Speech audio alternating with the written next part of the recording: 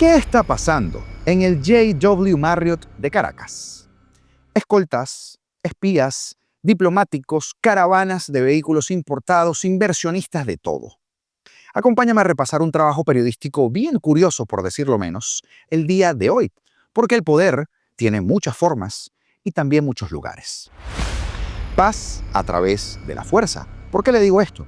Porque eso es lo que decía esa enigmática publicación de la Casa Blanca anoche en la red social X. ¿A qué vino eso?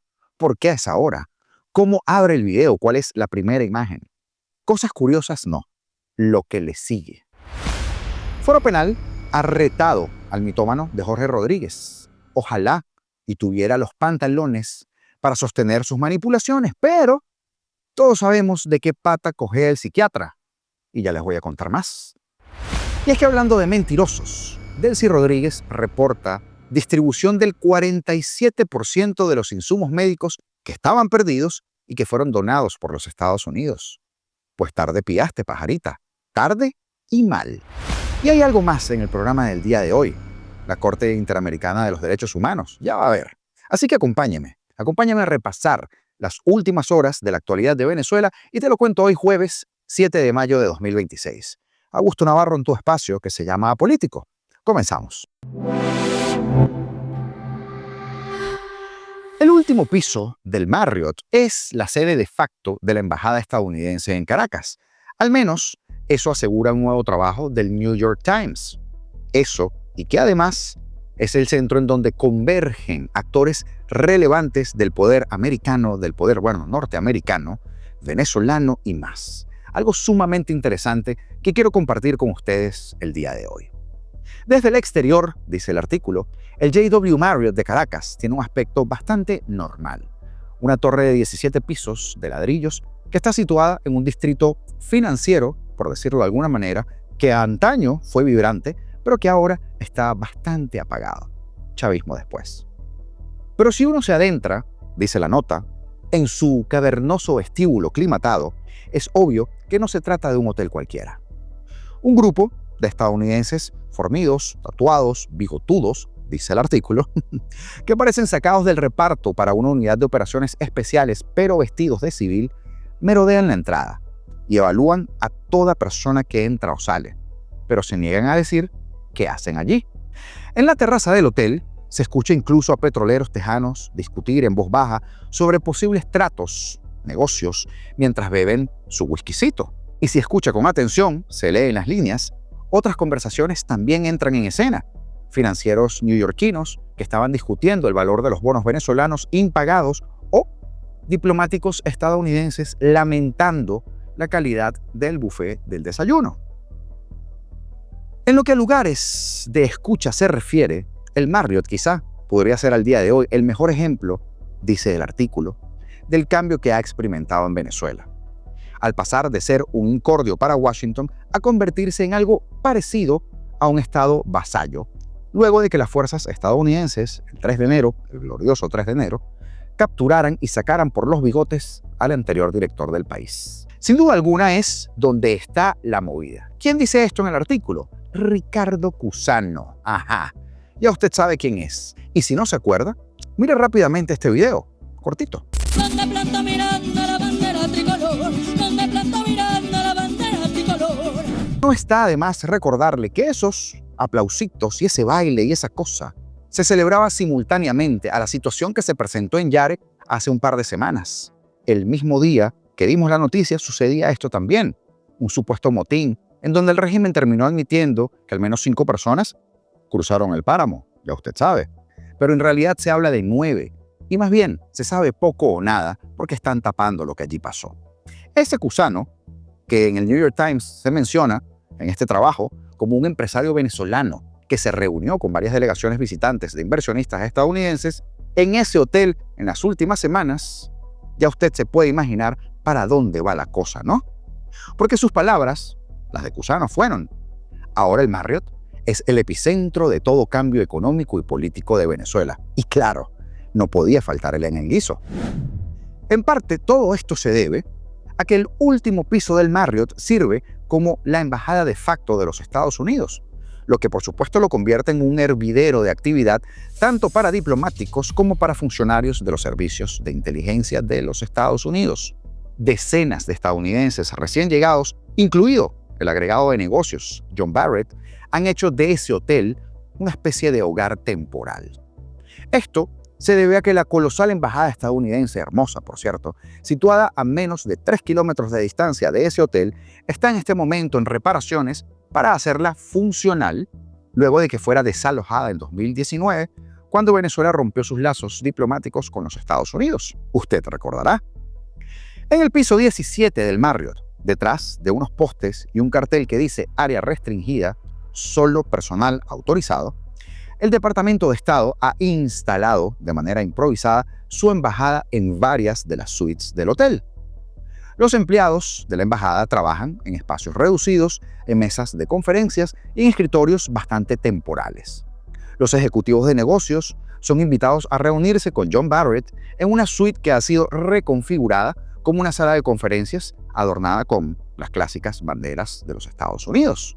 Por ahora, la presencia estadounidense se limita en gran medida al Marriott y a las cuadras circundantes. Aunque Caracas es más segura que en el pasado, el Departamento de Estado le aconseja a los viajeros que por favor tomen precauciones para evitar ser víctimas de la delincuencia. De los primeros que tuvieron que advertirles eran de los jefes de la delincuencia, pero bueno, ese es otro cuento. El personal de la embajada tiene restringido aventurarse lejos de las inmediaciones del hotel, lo que efectivamente significa que tratan de descifrar un país que tiene aproximadamente el tamaño de 2 veces California sin que ellos puedan circular ampliamente por la capital. Y usted y yo sabemos por qué. En el exterior de la entrada del Marriott hay una flota de camionetas Nissan Patrol blancas, recientemente transportadas por vía aérea a Venezuela para que sean del uso de la embajada, que permanecen preparadas, estas camionetas allí, al toque nomás. Varios estadounidenses que viven en el Marriott, que cuenta con 269 habitaciones, una piscina exterior, un gimnasio, se negaron a hacer comentarios porque no están autorizados para hablar con periodistas. Qué raro, ¿verdad? Pero aún así, siempre hay uno que accede a hablar, siempre que, por supuesto, no se le mencione por su nombre. La mayoría de ellos trató de destacar los aspectos positivos de la experiencia que vienen teniendo en Caracas, incluso en el hotel, como por ejemplo el balcón de la suite del último piso, que tiene amplia vista y que se ha convertido en un lugar popular para observar a estas coloridas guacamayas de nuestra ciudad. Menuda ironía, ¿verdad? Las decenas de diplomáticos estadounidenses que han aterrizado recientemente en nuestro país, específicamente en la capital, intentan que su estadía sea más permanente y comiencen a identificar posibles apartamentos para alojar al personal diplomático. Por ahora, estos encuentran refugio en el Marriott, uno de los últimos hoteles que queda en Venezuela, donde los huéspedes pueden incluso ganar puntos del programa de fidelidad que tiene sede en Estados Unidos, porque usted recordará que Venezuela nacionalizó muchos hoteles, incluido el icónico Caracas Hilton y otros más importantes en el país o tan importantes. El Marriott, donde las habitaciones cuestan aproximadamente $250 la noche, parece no estar preparado para la repentina afluencia de diplomáticos, de espías y de buscadores de fortuna de diversa índole, como el gusano este. El gerente del hotel, de propiedad local y gestionado en virtud de un acuerdo con Marriott International, por supuesto no quiso responder inmediatamente a una solicitud de comentarios para este trabajo periodístico del New York Times. Cosas curiosas. Por ejemplo, los huéspedes se quedan regularmente fuera de las habitaciones porque las pilas de los lectores de las llaves digitales de las puertas dejan de funcionar. El desayuno, por ejemplo, cuesta $32 por persona, por unos huevitos revueltos, aguados, y por un yogur que es de procedencia cuestionable. Tampoco es el hotel más exclusivo de Caracas, por supuesto. Esa distinción le pertenece al Hotel Cayena, según el artículo, un hotel de lujo donde las habitaciones cuestan aproximadamente el doble que allí en el Marriott. Pero algunos visitantes extranjeros se alojan allí, aunque terminan haciendo negocios en el Marriott. Sin embargo, el Marriott tampoco goza de la mejor ubicación. Los viajeros suelen optar en su lugar por el Renaissance, muy famoso Renaissance, también operado bajo un acuerdo franquicia con Marriott International, que queda a poca distancia de numerosos restaurantes, bares, parques y rutas de senderismo para el que no conoce Caracas o para quien tiene mucho tiempo sin ir a Caracas, como este que está aquí. Tales opciones de alojamiento siguen fuera del alcance de la mayoría del venezolano. Nuestra gente que aún espera que la reciente agitación política marque una diferencia en su vida cotidiana. Y mientras todo esto pasa, gran parte de la transformación que tanto espera se está cuadrando desde ese preciso hotel. ¿Y quién dice esto? Jorge Barragán, que, oh casualidad, no vaya a pensar mal, por favor. Es asesor de riesgos políticos de Orinoco Research, una empresa de inteligencia política de Caracas, fundador de guacamayave.com, una plataforma de análisis, opinión sobre temas internacionales, política venezolana y regional, pero incluso, para darle una pistica más, porque capaz no ha caído todavía, es un personaje frecuentemente citado por medios como Globovisión o La Iguana TV. Señores, por la maleta se conoce al pasajero, ¿no? ¿Qué tino tiene el New York Times de 2-2 para este trabajo periodístico? Pero ahora vengo con un back-to-back de informaciones que, no sé, deberían quizá colocársela a estos funcionarios estadounidenses antes de que viajaran a Venezuela para que entiendan que sacarse selfies, como este que está viendo, no está nada bien cuando esas figuras del selfie son las principales promotoras de lo que viene ahora. En una sesión de la Corte Interamericana de los Derechos Humanos, la CIDH, el exfuncionario de la policía de Chacao, Ángel Alfonso Sánchez, señaló al actual ministro de la Defensa, Gustavo González López, como el responsable de las torturas que sufrieron en el helicoide. Ante la pregunta del juez Alberto Boria sobre si los responsables de su detención arbitraria y las torturas siguen estando hoy en puestos claves en el régimen venezolano, el exfuncionario señaló a López, por supuesto, como uno de ellos. Están hoy en los puestos claves, digamos, de los que deciden la política, digamos, que se sigue en Venezuela en este momento, en manos de los mismos funcionarios que cometieron todos estos actos contra ustedes. ¿Usted conoce más o menos el mundo de Venezuela? ¿Lo sigue? ¿Seguro? Sí, todavía siguen estando y representando y teniendo cargos en el gobierno. Desde lo más alto hasta los que están el principal que para el caso de nosotros era el ministro, y después era ministro y director del centro de torturas. Tenía los dos cargos en conjunto y todavía sigue teniendo cargos altos. ¿Cómo se llama ese ciudadano? Gustavo González López. Gustavo González López. Y no es solo que siga teniendo cargos, es que, insisto, es el nuevo ministro de la Defensa, amigos de la Corte Interamericana de los Derechos Humanos. FYI, como dicen por aquí, para tu información. Pongan este video en copia y pongan @ tag o lo que ustedes quieran ponerle a John Ratcliffe, el jefe de la CIA, el mismo que fue recibido por la joya de Gustavo González López. No para que Ratcliffe se entere de quién es ese milico, porque Ratcliffe lo sabe muy bien, sino para que Ratcliffe sepa que los venezolanos sabemos que él lo sabe, que no es lo mismo ni se escribe igual, aunque suene a trabalenguas. Yo sé que me va a entender. Porque, oh casualidad, y lo digo sarcásticamente para quienes llevan tiempo viéndome, decir que en política no hay casualidad, que ayer también hubo un cambio de posición, de postura, en los pronunciamientos sobre los presos políticos en la OEA por parte de Colombia, de Brasil y de Uruguay, el eje de los izquierdosos, por decirlo light. Pero la cosa no queda allí, porque volvemos a la Corte. Y en ese caso, el caso Chirinos Salamanca y otros versus Venezuela, es un proceso en la Corte Interamericana por la detención ilegal, el secuestro, vaya, las torturas y la prolongada privación de libertad de 14 funcionarios de Polichacao en 2016. Han pasado 10 años, detenidos presuntamente por el asesinato del periodista Ricardo Durán. Y aunque un tribunal venezolano ordenó su liberación, los funcionarios permanecieron presos y varios denunciaron torturas para obtener confesiones bajo coacción.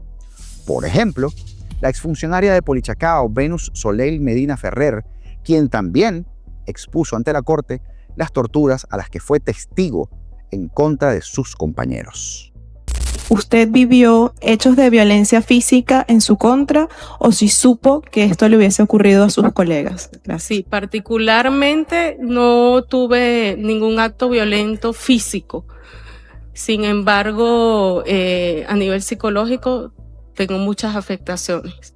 También fui testigo de agresiones a mis compañeros, que pude observarlos con evidentes signos de violencia física en medio de este tiempo de detención.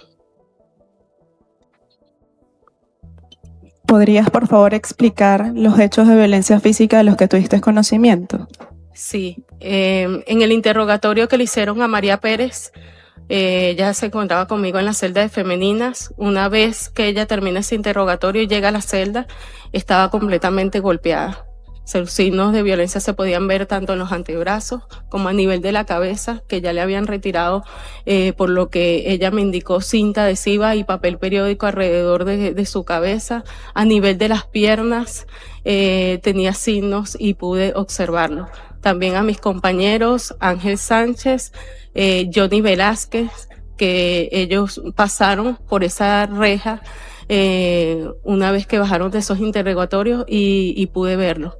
Y particularmente a César Mijares, que estuvo por varios días, estaba en la celda de femeninas y estaba a 5 metros estaba César Mijares. En un momento no sabíamos quién era porque estaba completamente la cabeza rodeada con cinta adhesiva y papel periódico, estaba atado de pies y manos, y alrededor de 6 horas aproximadamente lo pasaron a un baño que quedaba contiguo a la celda de femenina y pudimos ver que era César Mijares porque le habían quitado eso que lo tapaba. Él, sin hablar, nos vio tanto a María como a mí y pudo alzarse su camisa y ahí vimos los hematomas que tenía en su cuerpo. Este es el primer caso ante la Corte sobre violaciones cometidas en Venezuela después de 2013, año en el que el régimen de Maduro denunció la Convención Americana. Lindo ministro de la Defensa que nos gastamos el día de hoy, ¿verdad? Pero les decía que era un back-to-back y ahora saltamos del lado más sádico y más sanguinario al más indolente y hasta burlista. Porque la mentira, señores, tiene las patas muy cortas. Y en el caso del chavismo, yo creo que ni patas tiene. No pueden sostener sus enunciados ni un par de horas sin que aparezcan múltiples evidencias de que mienten. No importa cuando usted escuche esto. Un post, una publicación del abogado Gonzalo Imiop, que hace un magnífico trabajo, es el perfecto ejemplo del cinismo del régimen. El presidente de la Asamblea Nacional menciona el foro penal y dice estar dispuesto a mostrar los presos uno por uno y nombre por nombre para intentar cuestionar, el intentar se lo agregué yo, el carácter arbitrario de sus detenciones. Le tomo la palabra, recalca Gonzalo. Cuando usted quiera, revisamos cada caso, uno por uno y nombre por nombre. Y mejor dicho, imposible, Gonzalo, mejor dicho, imposible. Porque, ¿qué va a mostrar si este señor es el mismo que se fue a Zona 7, no sé si usted se acuerda, a decir que en 3 días iban a liberar a todos los presos políticos, junto con Arreaza? ¿Se acuerda de ese video? En enero, con esta ley de amnistía. ¿O es que acaso ya no lo recordamos? Lo que pasa es que ahorita andan alzaditos de nuevo. Sería genial en ese universo ficticio que el cobarde de Jorge aceptara. Porque, por poner un ejemplo, hay un par de presos injustamente secuestrados, los hermanos Améstica, que no salen en ninguna lista, que no están en ningún registro, nada, pero que existen y que llevan más de 2 años en unas mazmorras, sin abogado, sin debido proceso y sin nada.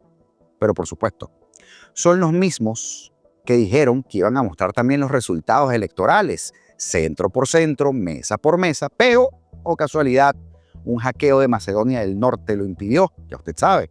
Y después del hackeo, bueno, ya no podían decir nada y entonces metieron la excusa del TSJ. Y cuando comprobamos los periodistas el teatro que montaron con las hojitas en blanco que se veían, pues se quedaron callados y no hablaron más del tema.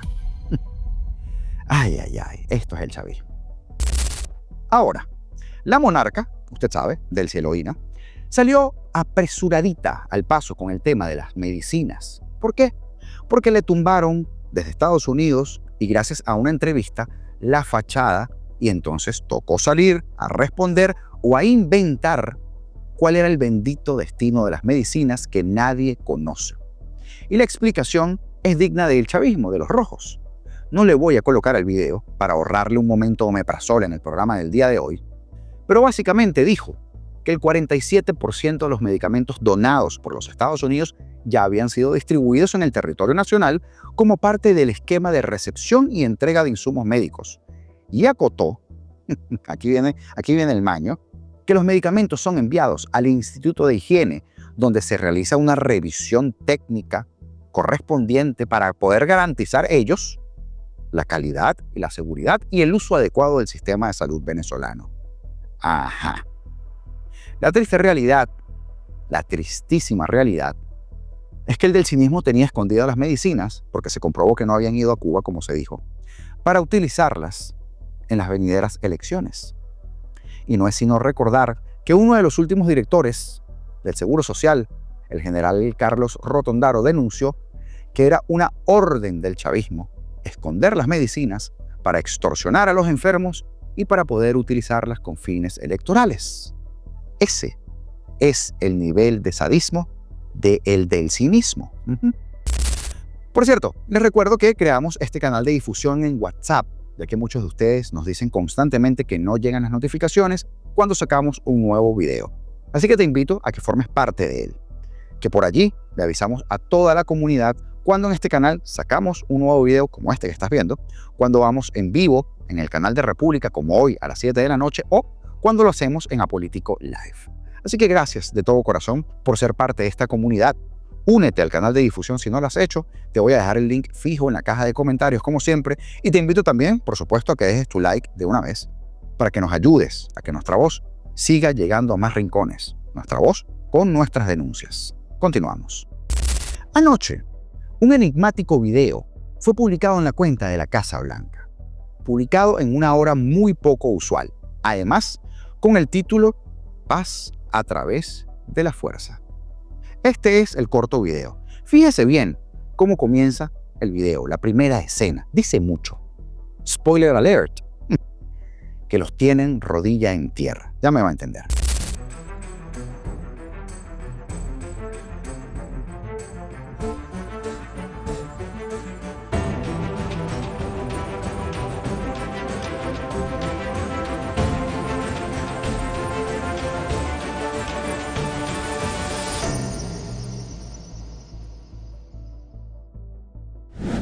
Sin embargo, la gente se pregunta, ¿cuál paz?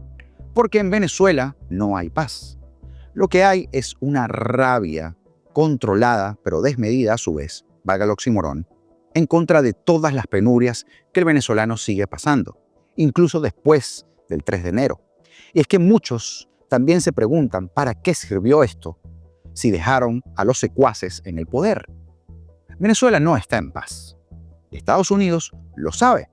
En el directo de anoche, en Apolítico Live, hicimos un breve análisis sobre el porqué de las recientes palabras del presidente Trump, llegando a la conclusión de que, obvio, no son para nosotros, es para el electorado norteamericano, porque ellos saben perfectamente que Delcy estaba detrás de cada atrocidad cometida por Maduro.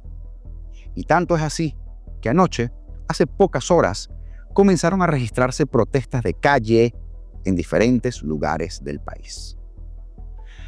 Por ejemplo, habitantes del sector Las Casitas de la parroquia Simón Bolívar del municipio Sosa, en Barinas, protestando por los constantes apagones. Lo mismo sucedía en Turmero, estado Aragua. Se escucha repetidamente en el video, 6 horas sin luz. Esto no puede ser. En Carabobo, 1 kilo más de lo mismo. Más protestas, gente en la calle obstinada, y hay todavía quienes creen que en Venezuela no se puede prender una mecha importante en cualquier momento. Yo siempre le voy a recordar el sabio dicho, que aplico para estos casos. Tanto va el cántaro al agua hasta que se rompe. Y es que, como les digo, en el directo de anoche recibí denuncias de prácticamente todos los estados de Venezuela. No le estoy exagerando. Y después de cerrar el directo, me quedé leyendo cada comentario que recibimos. Y el reporte generalizado, lo común que veía, el factor común, era que al menos habían apagones de 5 a 6 horas diarias o interdiarias en algunas regiones, en la mayoría de las localidades de nuestro país desde donde nos escribían. Y yo me detengo entonces aquí a pensar en voz alta con ustedes que están viendo nuestros videos constantemente. Se puede ser pragmático, sin ser adulador. Se puede hacer negocios sin necesidad de andar haciendo gárgaras con el sudor de la monarca. Se puede avanzar a nivel comercial sin tener que jalar mecate, sin tener que adularla.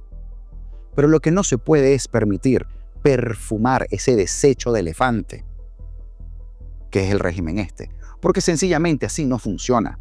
No nos pongan a los venezolanos en la encrucijada entre agradecer y aborrecer, porque sí, agradecemos lo de Maduro, agradecemos todo lo demás, pero aborrecemos mucho más que el resto de la secta bolivariana siga reventando nuestro futuro bajo la mirada complaciente. Porque el trabajo no está hecho, porque el video de Barinas, de Aragua, de Carabobo, son una realidad que se replica a lo largo y ancho de todo el país.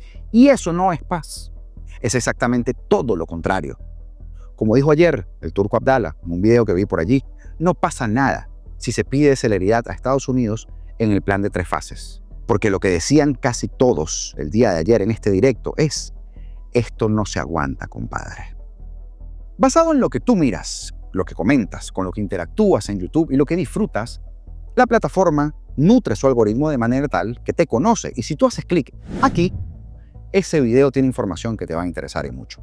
Así que te invito a verlo y a que nos veas esta noche en directo en nuestro proyecto República Bananera, República en corto. 7 de la noche como los martes y los jueves, pasando lista, te esperamos. Libertad o nada, porque seremos libres.